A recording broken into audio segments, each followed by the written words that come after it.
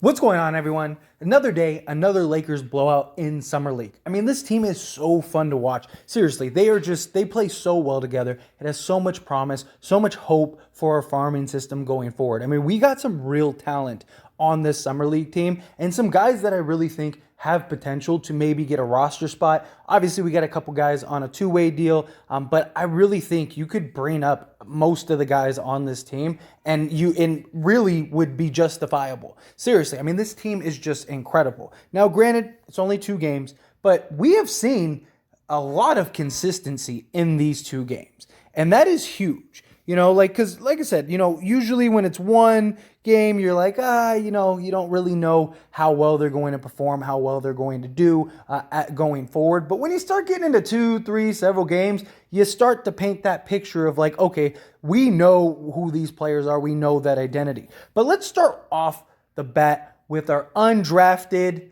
Cole Swider. I mean, lights out. 6'8". He had quite the display. Game 1, he was a shooter. Game 2, he showed he is a sniper. I mean, this guy was unbelievable today, knocking him down. He was like 5 of 8 or 5 of 9, something like that, from three-point range today. He's just doing all of the little things, and that's what I love. A 6'8" guy, guard multiple positions. This is a guy that is that two-way player that you dream of.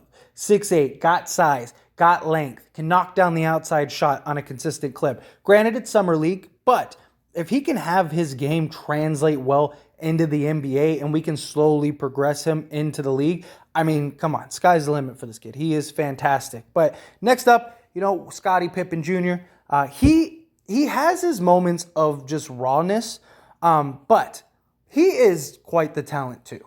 He has displayed a lot in these last 2 games. He has really shown his versatility on the defensive end, the hustles, stuff like that. But he is a little too turnover prone.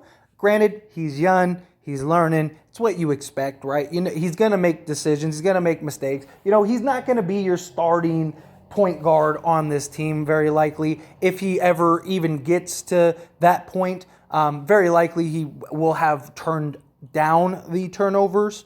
He won't be as turnover prone. So it's not a big concern, if I'm being honest, but it is something that I've noticed. Like it's been noticeable that he just makes, he has a hard time taking care of the ball at times, but that's to take nothing away from him. Again, young talent, Summer League, you're going to make mistakes. You're going to have your hiccups, things like that. Guy on a two-way contract. He has shown that he can score. He can knock down the outside shot. He can play defense. He can do a little bit of everything. And I really like that. I really like to see that. Now, obviously, he doesn't have the size of his father, but still, he is a guy that has, some serious potential, I think, on this team and in the league. And I could see him kind of, having some moments here and there in this upcoming season. Hopefully, he gets some burn. But come on, Huff, J Huff. I even did another player bio on Huff. I'll link that video down in the description below. Go check it out after this video. But man, this guy, again, 2 games in a row, he has shown the display. The athleticism, the defensive capability, the outside shooting. I mean, just everything. He is a guy that I think is NBA ready. Just watching his game. He looks like a mismatch. He looks like a man amongst boys when he is out there playing. And it's really nice to see. He looks like one of our NBA ready guys. Him, Vito Brown, he's another guy. Bass has looked really good, really NBA ready. The only difference is that Bass is older and not that much older, but he's 27, where Huff is only 24. So you got a couple years. I said this in the video.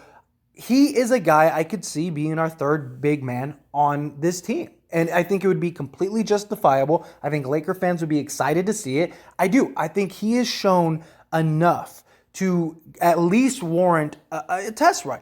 I don't mean give him, 40 minutes a night or anything like that. But realistically, he should be playing. They should be calling him up every time Anthony Davis doesn't play, or if he's on a minute restriction or anything like that, right? Because Anthony Davis, as great as he is, as much as we love him, realistically, he's going to miss 20-plus games this season. It's just how it goes. LeBron, too. If we end up getting Kyrie likely misses about that many games. So all the games that Anthony Davis doesn't play, Huff needs to be in the lineup. and you need to give him some run. Give him, 10 to 20 minutes. Let him get his beak wet a little bit. Let him, show the display. He would fit beautifully in the offense that Darvin Ham wants to run. I mean, think of Milwaukee. Think of like what they do with Brook Lopez. Imagine Huff in that role. The outside shooting, the passing, all of that stuff. The defensive capabilities, being able to stretch out. I mean, he really is. He has impressed me the most so far in these 2 games of Summer League. Primarily because I didn't expect it. I didn't really see it coming. Now, he is a guy that the Lakers brought up last year and got a little run, but nothing that warranted this. And his numbers in the G League didn't really weren't crazy standout. He wasn't putting up 20 points, 20 rebounds, 5 blocks, something like that. No, he was putting up about 15 points, about 7 or 8 rebounds, but he was averaging, I believe, almost 4 blocks a game. So that was really telling. But he's been an absolute standout in my opinion. I think he has been fantastic. And then last up, our actual draft pick that the Lakers drafted with number 35, Max Christie. He looks raw. Don't get me wrong. Now, again, it's only 2 games, so we can't take too much away from him. We can't beat him up too much. He has shown, on a positive scale, the defensive capabilities. He is a great closer. When he closes out on the offensive shooter, he does a really great job. He's great at making himself big, long, stretching out. We've seen what the Lakers wanted in him, which was that two-way player, that defensive stopper, and a guy that can knock down the three-point shot. Now, his three-point shot has been very inconsistent. He hasn't been Cole, but he doesn't need to be. If they can get him, they drafted him on his potential. He's young. He's 19 years old. He's a kid. He has many, many years in this league to develop and things like that. Realistically, he's not going to be a guy that is going to come in and get 30 minutes a night anyway. Now, does that mean that he can't? It's possible. Maybe the next handful of Summer League games, his shot starts falling and he looks like an absolute monster. But realistically, they drafted him for his potential, what he could be. And we have seen that potential. We have seen the defensive capabilities. We have seen the nice shooting stroke, stuff like that. He has all the intangibles. He's just got to put it together. But again, he's young. He's raw. You expect these little moments throughout. So I'm not holding too much against him. But if we're being fair, he definitely needs to work on his shot. The Lakers definitely need to get him in the lab, throwing up some points, throwing up 1,000 shots, whatever it takes to kind of get him into the feel of the game a little more. I don't mind seeing him, even if they do want to have him play a role, play a couple minutes here and there, stuff like that. Let him get that burn.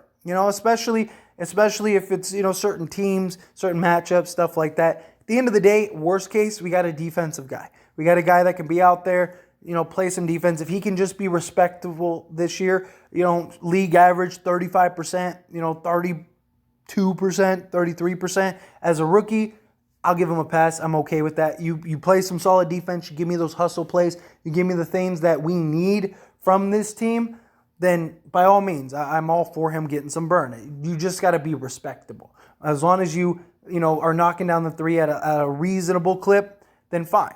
But again, he's raw, but he's shown so much promise. That defensive and the athleticism, all of those things, I really enjoy. I really like seeing. But anyway, as always, this is a discussion, so I want to hear from you. Let me know your thoughts and opinions down in the comment section below. What did you think of today's Summer League game? What do you think of the last 2 Summer League games? Do you love the team we have? Like I said, it is so exciting to watch them. They are so good together. Like the offensive schemes, the defensive scheme, we have some real talent on this team. And we've had some pretty good matchups, and so far we're 2 for 2 on blowouts. So I love seeing it. I don't expect them to blow everybody out, but it's nice. It's a good feeling.